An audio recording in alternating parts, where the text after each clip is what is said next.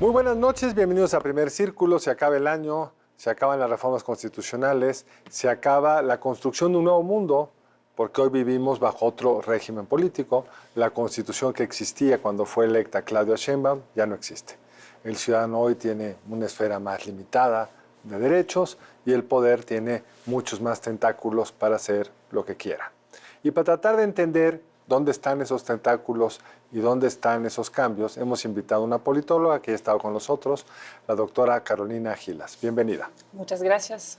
A ver, ¿otra constitución? ¿Estarías de acuerdo con mi análisis de Saque o no? Puede ser que no. En gran parte sí. Bueno, esa constitución, pobrecita, ¿no? Ha pasado ya por tanto y por tantos cambios que para empezar no se parece a lo que algún día fue. Y sí, sin duda, hubo cambios pues, en la mera sustancia, ¿no? Que articula los alcances del poder de las diferentes ramas, instituciones del Estado y definitivamente en México seguimos con esa tendencia de centralizar el poder en manos del Ejecutivo, ¿no? En este caso de la presidenta Claudia Sheinbaum, tanto frente al poder judicial como frente al legislativo y como frente a los órganos autónomos pues, que van desapareciendo. O si no han desaparecido, como en el caso de la Fiscalía Autónoma, que legalmente no se le ha cambiado una coma, sí vimos que un fiscal autónomo que renunció de forma extraña. Bueno, lo de autónomo también creo que podríamos matizarlo un poquito. Constitucionalmente, sí, en hechos, digamos, en efecto, no era, pero es interesante porque no era completamente subordinado de la presidenta Sheinbaum, ¿no? O sea, ya había cierta autonomía frente a ella, sí, así es. Ahora pero vamos muy a tener relativa, una... ¿no? Porque ir a las mañaneras es ir a un acto... No, lo digo en serio. No fue una autonomía plena, sin duda. Conferencias de prensa en su oficina. Sí, pero claramente ahora va a haber alguien que es del equipo de Claudia Sheinbaum. Directamente, ¿no? Muy vinculado, se supone una de las personas de mayor confianza desde hace mucho tiempo. Entonces eso sí cambia, ¿no? O sea, digamos, fiscal Gertz no era parte de su equipo. Ahora ¿no? ha habido una discusión entre quienes dicen esto está bien porque va a haber una coordinación y esa coordinación entre el secretario de Seguridad, que también lo fue en la Ciudad de México, permitió ser más contundentes en materia del crimen organizado, y hay quienes dicen, bueno, hubo una coordinación para muchas otras cosas, porque se usó para fines estrictamente políticos, se cayó el metro, no dijeron nada, había un adversario, lo trataron de meter a la cárcel. ¿Tú en cuál de los dos espectros te colocas? Yo en general creo que la idea de que debe haber mucha coordinación entre diferentes ramas, instituciones del gobierno es sobrevalorada y es bastante... incorrecta si estamos pensando en una democracia robusta, ¿no? Es decir, pues, por supuesto, no se trata de que las agencias, instituciones de gobierno, los poderes centrales no se hablen, ¿no? No estamos hablando de un escenario de esa naturaleza, pero no deberían ser coordinados en el sentido de alineados con, ¿no? En particular, la Fiscalía, si tiene que ser autónoma, claro, eso implica que no debe estar o no es su función primordial estar implementando, realizando la política en la materia de seguridad o cualquier otra del gobierno en turno, sino más bien tendría que ser representante de los intereses de la nación, de la sociedad mexicana. Desde ahí tendrían que ir... plantearse cuáles son las direcciones y cuáles deberían ser las prioridades de esa fiscalía, que deberían, en ciertos casos, por supuesto, coincidir con las del gobierno federal, pero en muchos otros no necesariamente. Ahora, a la pregunta de Carlos sobre una nueva constitución, yo, digamos, para simplificar las cosas, yo te diría, bueno, hay cuestiones de políticas públicas que se pueden corregir. Por ejemplo, la política energética, Pemex nos cuesta no sé qué tanto, pero podríamos hacer ABC, ¿no? O CFE o salud. Pero el Poder Judicial es parte del Estado mismo. Sí. Corregir lo que hicieron, la destrucción del Poder Judicial, eso nos puede llevar muchísimo tiempo. Y bueno, no lo digo yo, lo dicen los inversionistas del extranjero, las agencias. Cuando ponen problema número 1, dicen impartición de la ley en México, ya no es confiable. Desapareció una de las patas del Estado mexicano. Derecho, claro. ¿Tú crees que esto sea, pues, de alguna manera enmendable? En algún momento esperaría que sí, ¿no? O sea, pensando desearíamos, pero en es que... escenarios a largo plazo, ¿no? Pero definitivamente creo que en lo inmediato O sea, yo nunca he estado a favor de esa idea de elegir el poder judicial, ni el federal, ni el local.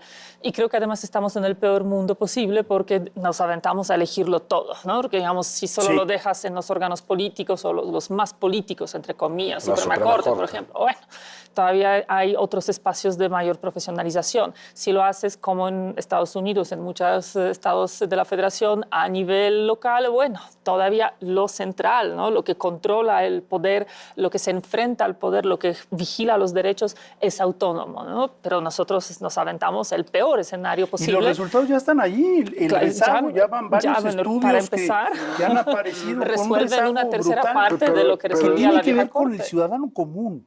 Porque el parte del engaño era decir, la Suprema Corte. A la Suprema Corte llega el 5% de los casos. Pero el individuo que tiene un inquilino, que bla, bla, bla, ese es el que va a empezar a padecer porque Pero no saben cómo manejar el expediente. Ya vimos casos de juezas que la jueza que impuso una multa millonaria porque le estaba corrigiendo la abogada. Bueno, señora, mejor váyase a la escuela antes de... No, pero ¿por qué siempre las escuelas tienen poder? O sea, el problema es que hay un cambio en quién controla las instituciones del Estado y para qué. Digamos, el rezago en la Suprema Corte yo creo que es por diseño. ¿Por qué lo digo? Porque eliminaron las dos salas que hacían viable el enorme trabajo que tiene la Suprema Corte. Aún así había rezago. ¿Y por qué es por diseño? Porque el grueso de los casos que llegan ahí es ciudadanos que buscan la protección contra la acción del Estado.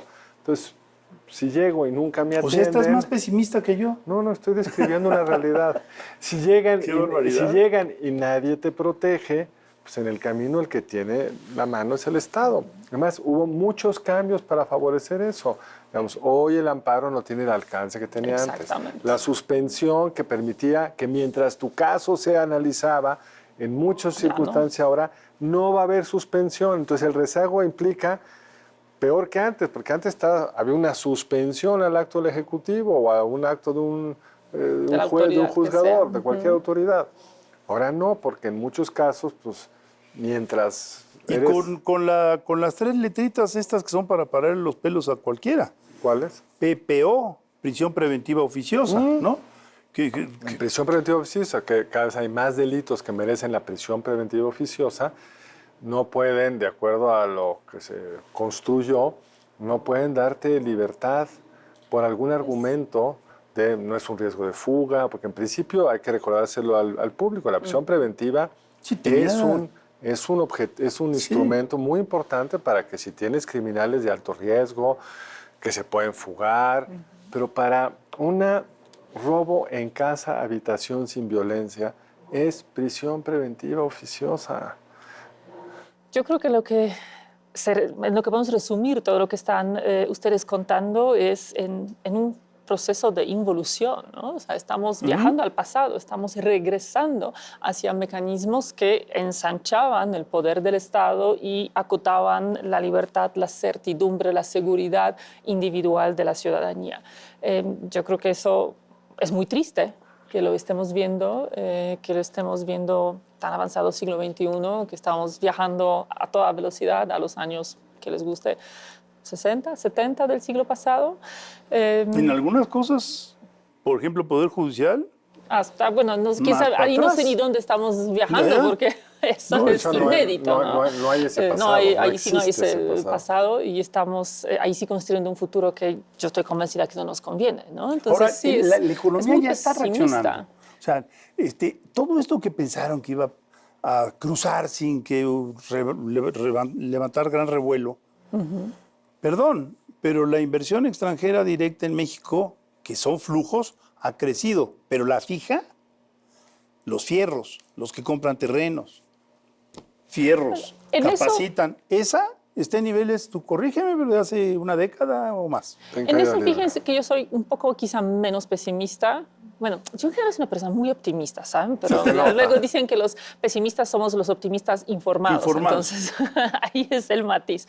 Pero creo que en la parte económica también es cuestión de acomodarse. O sea, seamos un poco... no es necesario que a las empresas extranjeras les importa realmente la calidad de los derechos humanos en México o la fortaleza. Les interesa solamente hasta dónde puedan tener cierta certidumbre para sus negocios. Claro. Pero esa la logran y la han tenido inclusive en muchos sistemas que están peor que México, ¿no? Entonces yo creo que también es cuestión del acomodo, de aprendizaje, ¿no? Por eso la inversión extranjera cómo lidiar. está en unos niveles récord, dicen ellos. Me gustaría entender bien dónde está cada una de las partes que componen la inversión extranjera directa, pero va bien. El problema es la otra, que es el grueso de la inversión. Claro, pero cuando se acomoden, aprendan a jugar. Se va a acomodar en algún lugar. Van Pero es un lugar que va a tener, eso te diría la teoría, y creo que se está comprobando, es un equilibrio de menor crecimiento. Seguro. Que ya pasamos del bajo crecimiento de Peña Nieto al aún más bajo crecimiento de AMLO, 0.8% en el sexenio, y este va de 0.3%, con una economía de Estados Unidos que está creciendo casi al 3%. Increíble. Eso es inexplicable, por cierto. No, es explicable. No, Sí es explicable. Bueno, se es supone explicable que... por eso. Porque lo único que jala son las partes vinculadas al TEMEC, pero por más importantes que sean estas, pues no compensan todo lo demás. Pero incluso en el sector automotriz, donde somos campeones y las tarifas de alguna manera no nos han perjudicado tanto, etcétera. Perdón, ya van 2 plantas que han anunciado que se retiran. O Samsung, no te quieres quedar sin Samsung.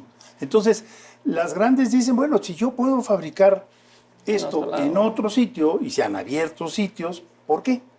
Aunque también es la cuestión China, ¿no? Que la presión de Estados Unidos para que México no esté ampliando ni fortaleciendo su relación con en esta semana China. se van a aprobar aranceles más altos que nos pondrán, digamos, más claramente dentro de ese bloque, dentro de esa fortaleza.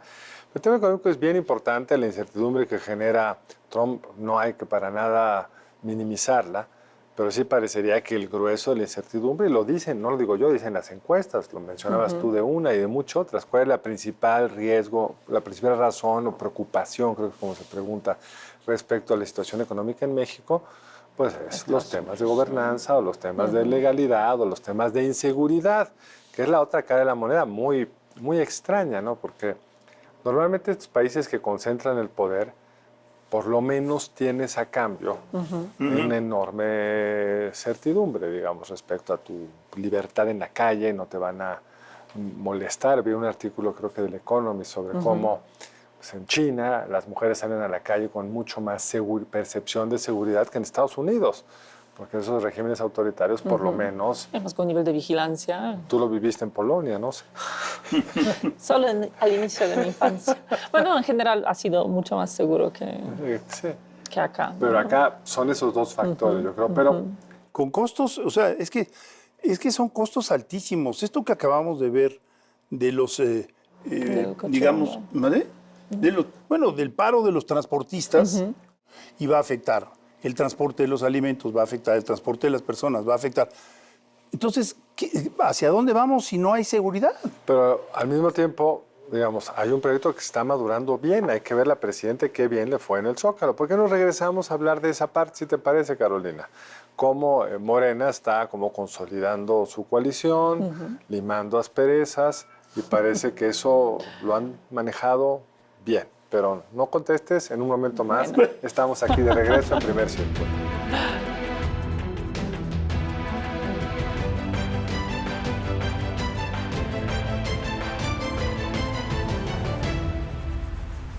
De regreso en Primer Círculo hablamos con la doctora Carolina Gilas. Carolina, pues el sábado hubo un meeting que también parecía un regreso al pasado, pero muy eficaz en el sentido, reunió la gente, se abrazó con Andy, le mandó un saludo al senador Adán Augusto. O sea, las diferencias al interior de Morena, ¿tú crees que ya lograron como, si no, eliminarse, por lo menos no ser tan visibles? Las fracturas han sido cerradas. ¿Cómo ves el evento del sábado? Viene la Navidad, entonces quizá hay cierta disposición, Un espíritu navideño. cierto espíritu de convivencia un poco mayor de lo normal, pero creo que en el fondo creo que no están cambiando todavía las cosas, ¿no? En el fondo creo que justo ahí hay una gran diferencia si estamos pensando que regresamos al pasado, ¿no? En sentido de construcción de un presidencialismo, un hiperpresidencialismo. Una de las grandes diferencias que existen en este momento es que en aquella vieja época, cuando salía una figura presidencial, entraba otra, el partido automáticamente se alineaba con esa nueva figura y eso no ha ocurrido en este momento. Entonces tenemos creo que muy claras señales de cómo hay otras personas que están apelando a la herencia, ¿no?, de Andrés Manuel López Obrador en cuanto al control sobre Morena, sus cercanos, bueno, su hijo por un lado, pero también justo el senador Adán Augusto López, y eso hace que la presidenta no tiene realmente control sobre el partido. Y yo creo que desde esa línea también podemos leer muchas de las otras cosas que están ocurriendo, por ejemplo, en cuanto a las protestas, en cuanto a algunas reformas que quizá ella no necesariamente estaría de acuerdo o buscaría. ¿Cómo cuáles? Como por ejemplo, me parece que a ella no le conviene revocatoria de mandato en los términos que está proponiendo en este momento legislativo, ¿no? Yo creo que es una propuesta de ella. Yo creo que es una idea que traen. En la intermedia, la mejor forma de fortalecer a Morena es tener la ventaja de que el poder puede hacer campaña ya sin andar ahí torciendo la ley. Tú me En quieres parte revocar, sí. yo salgo a defenderme. En parte sí, pero en parte eso la expone a Claro. un mayor control o la genera una mayor necesidad de estar quedando bien con ciertos sectores del partido con los Así que es. no necesariamente se alinean con sus otras propuestas otro políticas. riesgo Entonces yo veo ahí brutal tensión importante. Es que la concentración de las elecciones va a ser inmanejable. Eso sí, Pero es para eso otro es un tema, si tema- gustan, un porque eso va a ser tema- imposible. Entonces, no, pero es que es un fracaso. Sí. No, no, yo las creo que tres sí, a la vez. No, pero tienes Nadie toda la lo saca razón, pero es adelante. un trabajo, es un problema de otro tipo. A la pregunta que muchos hacen, ¿esto se lo están imponiendo a la presidenta? Yo creo que no se lo están imponiendo. No sé si es solo una idea suya o alguien lo convenció de que era un buen momento. Recordemos que Andrés Manuel López Obrador quería que la votación esta coincidiera con la intermedia y se fueron con la idea de que si lo hubieran logrado hacer, no les hubiera ido tan mal en la intermedia. Yo creo que es una estrategia para desbalancear el proceso electoral. Ahora, voy a hacer una interpretación un poco diferente de lo del sábado. No es casual que una semana antes haya salido Gertz. O sea, en la lectura de Alíneate, ¿por qué? Porque los expedientes de gente muy cercana a Andrés Manuel López Obrador los llevaba Gertz. Nos guste o no, Gertz cometió muchos errores, muchas pifias, muchas, digamos, cuestiones hasta ilegales, pero en este momento el abrazo a ciertos personajes pues es un abrazo sin Gertz. Te quito a Gertz violando la ley y entonces se recompone la persecución interna y entonces podemos estar aquí todos con el ánimo festivo y navideño. Pues mira, yo creo que es una evocaba decisión de la presidenta. O sea, la presidenta decidió no pelearse con su coalición. Prefiere pelearse con los de afuera. Lo que le da más seguridad es estar ahí adentro arropada. ¿Quién le procesó la salida de Gertz? Pues el senador Adán Augusto. ¿Hasta qué punto fue el que lo hizo? Pero es el que formalmente hizo eso y hay que verle las fotos al senador. Se ve más relajado.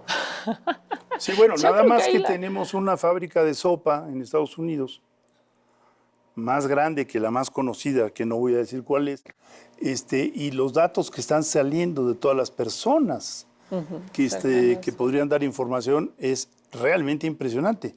Y en los días pasados corría la nota de que viene un nuevo paquete de extraditados. Entonces, Sí, pero esa de crimen, presión, pero- ¿hasta pero- dónde la puedes manejar? Claro, esa es la presión de Estados Unidos. ¿Cómo la ves? Pero este es como otro ángulo. lado del triángulo. Yo Sí, digo, bueno, pero es que regresando todo un está poquito. unido, o sea. Claro que todo está relacionado de alguna manera, porque aparentemente Estados Unidos también presiona para que extraditen algunas figuras pues, políticas y de peso, ¿no? Eso hasta ahora lo hemos Lo oído como que- rumor. Como rumor, exactamente. Pero bueno, nunca vamos a saber del todo. Bueno, podríamos saber lo si hubiera una petición política, la podrían hacer. O sea, Eso serían ya palabras mayores, ¿no? Pero No es podría. descartable con Trump, porque nada es Exacto. descartable con Trump. Pero tomando en cuenta esas presiones, tomando en cuenta que las presiones podrían ir justo sobre algunas personas con las que no necesariamente ha estado trabajando de manera muy armoniosa durante la historia, la presidenta Sheinbaum, pues yo creo que, digamos, su postura o su lógica de ser se alinean por las buenas o por las malas, ¿no? O sea, pero en una de las dos se alinean. O sea, lo que ella tiene que hacer y está, me parece, claramente buscando hacer, incluyendo creo que toda la parte de fortalecimiento de la figura de García Harfuch, de las facultades de la Secretaría, o sea, todo eso ha estado, ahora la Fiscalía, ¿no? Creo que todo eso ha estado como encaminándose a convertirse en una de las herramientas que le permitiría tener un mayor control interno, ¿no? Entonces el mensaje es por las buenas o por las malas para que yo ya pueda mandar sobre lo que quiero creo que mandar. del otro lado están aceptando por las buenas porque no quieren enfrentar por las quieren malas. las malas, claro. Y ese es, en mi juicio, la buena, desde el punto de vista de ella, la buena señal del evento del sábado. ¿no? Porque lo que tú estás diciendo lo conocen, lo entienden, los expertos que están mencionados saben dónde están, pero ahora quien está a cargo de eso es mucho más cercano de ella. A ella, o sea, claro. ella puede decir sí, ahora no. O no. Con este sí, con este no.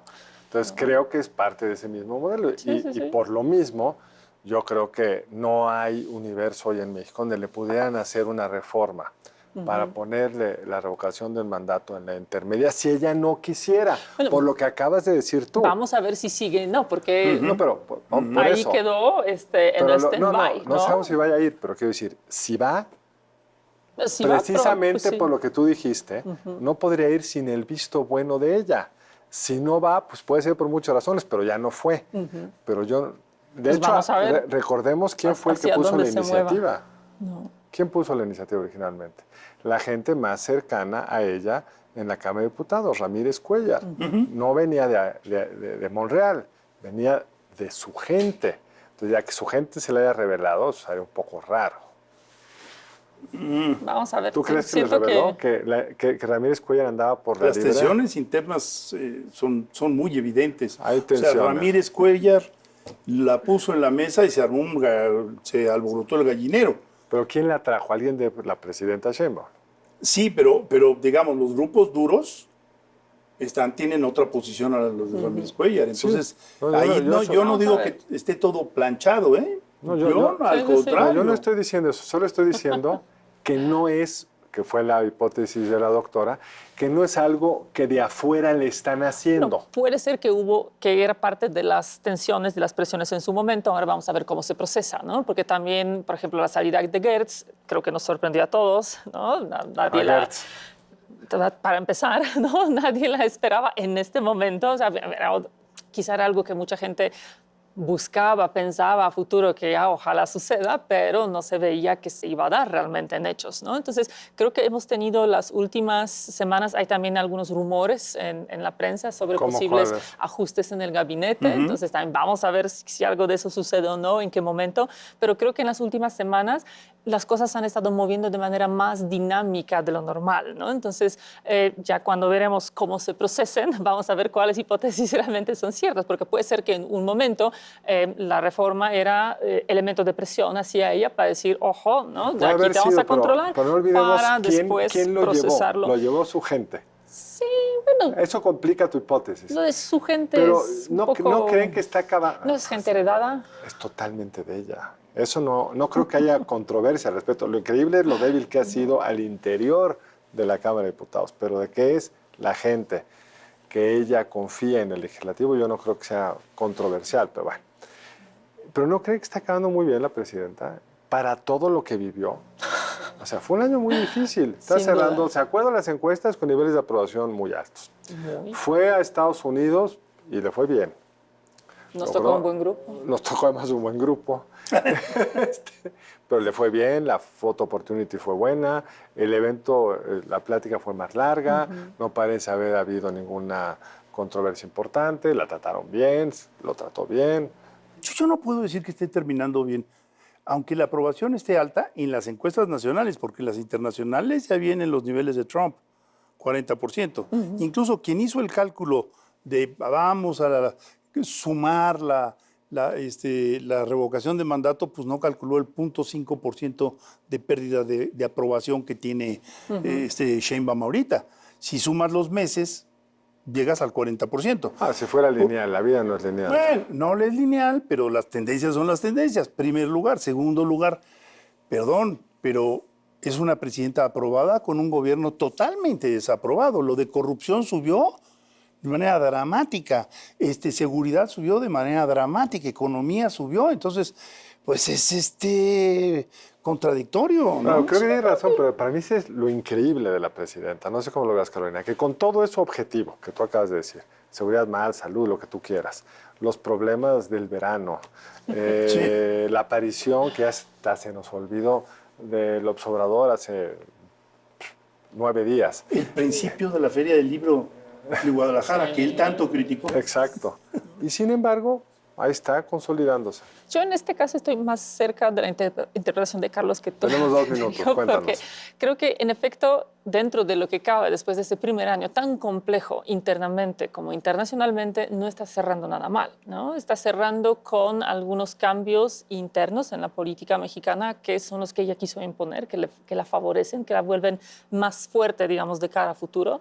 Está cerrando el año quizá no por mérito propio, pero con una menor presión de Estados Unidos, porque Trump está entretenido con Venezuela, con Ucrania, con Putin, con algunas otras cosas que hoy no somos su foco de atención. Y también creo que está cerrando con una buena aprobación que, a ver, hay áreas en las que las cosas van mal, pero el anuncio de esta semana, de la semana pasada, hoy somos el lunes, de la semana pasada sobre el alza del salario mínimo, otra vez es una muy buena noticia. Es una noticia que seguramente va a tener efectos positivos sobre la percepción ciudadana sobre la presidenta Sheinbaum. Entonces creo que no fue un mal año para ser un primer año, insisto, un año tan completo con una mano medio atada atrás, ¿no? Por pues las configuraciones internas. Insistencia, influencia de su crecimiento punto 30 segundos, Federico. Creo que no está mal. Crecimiento punto 3, podríamos mala haber estado noticia. mucho peor. Crecimiento del empleo informal, mala noticia. Estamos hablando Estamos hablando de dos planos. Todo eso es cierto. Pero ella tiene más control que el arranque. Yo no estoy seguro. Pero bueno, tenemos que hacer otro programa de eso para el año entrante. Federico, gracias, sobre todo a ti. Muchas gracias por estar con nosotros. Un placer siempre. Carolina, mil gracias por haber estado con nosotros. Gracias a ustedes. Nos vemos la próxima aquí en Primer Círculo. Nos vemos la semana entrante aquí en Primer Círculo. Que tenga buena noche.